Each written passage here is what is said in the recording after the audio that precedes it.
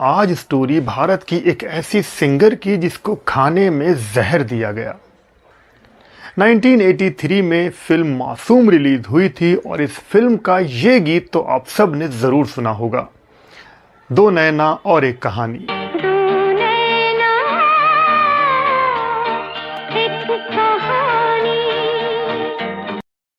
इस गाने का मधुर संगीत दिया था म्यूजिक डायरेक्टर R.D. बर्मन ने और इस गीत को लिखा था लिरिक राइटर गुलजार ने।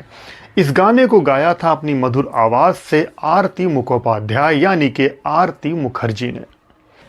तो मैं बात करूंगा आज आरती मुखर्जी की। ये गाना इतना बड़ा हिट हुआ था कि आरती मुखर्जी को उस साल का बेस्ट फीमेल सिंगर का फिल्म फेयर का अवार्ड भी मिल गया था। इस गीत के बाद उनकी पॉपुलैरिटी और ज़्यादा बढ़ गई थी, वो टॉप की सिंगर्स में शामिल हो गई थी। लेकिन इसी बीच उनसे जलने वालों की तादाद भी बढ़ गई थी। ख़ास बात ये थी कि आरती मुखर्जी हर तरह का गीत गाने में माहिर थी।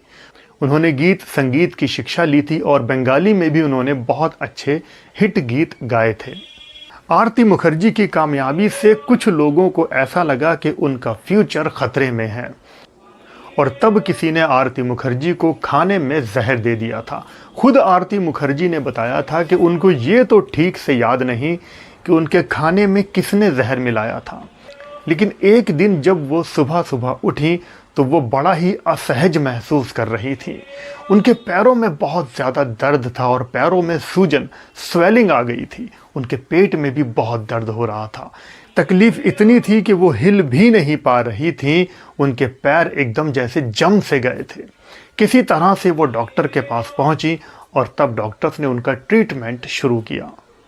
डॉक्टर ने पूरा चेकअप किया और जब रिपोर्ट आई तो रिपोर्ट हैरान करने वाली थी।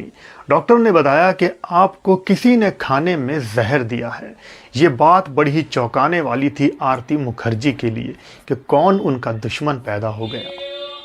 उसके बाद डॉक्टर ने पूरा इलाज किया, उनके पेट की सारी सफाई हुई और जहरीला पदार्थ पेट से बाहर निकाला गया। किसी तरह से आरती मुखर्जी की जान तो बच गई, लेकिन वो बहुत ज़्यादा डर गई थी और इसी वजह से उन्होंने मुंबई नगरी हमेशा के लिए छोड़ दी थी और कोलकाता में शिफ्ट हो गई थी। इस ट्रीटमेंट के बाद भी आरती मुखर्जी की मुश्किलें कम नहीं हुई थी। उनके पैरों में आज भी दर्द रहता है।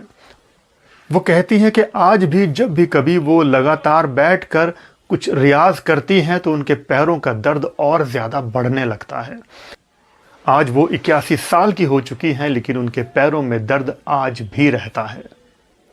अगर ये हादसा आरती मुखर्जी के साथ नहीं हुआ होता तो उनकी आवाज़ से सजे और कई बेहतरीन गाने हिंदी सिनेमा को मिल जाते।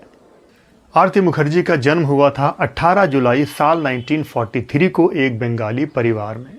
साल 1955 से वो गीत गाती चली आ रही हैं।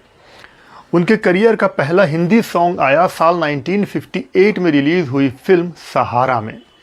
ये गाना उन्होंने सिंगर लता मंगेशकर जी के साथ गाया था और उस वक्त आरती मुखर्जी महज 13 साल की थी।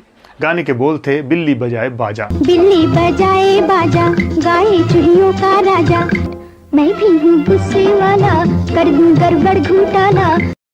उसके बाद तो आरती मुखर्जी ने कई यादगार फिल्मों में ज़बरदस्त हिट गाने गाए, जैसे कि फिल्म गीत गाता चल, फिल्म तपस्या और मासूम। आज आरती मुखर्जी अपनी ज़िंदगी में खुश हैं। हम दुआ करते हैं उनकी अच्छी ज़िंदगी और अच्छी सेहत के लिए। तो आज की स्टोरी में बस यही वीडियो था। वीडियो पसंद आया हो तो वीडियो को लाइक और शेयर कर देना। चैनल पर नहीं हो तो सब्सक्राइब कर लेना। आप लोग अपना बहुत बहुत ख्याल रखें और देखते रहें रेट्रो शाविल। जय भारत, जय हिंद।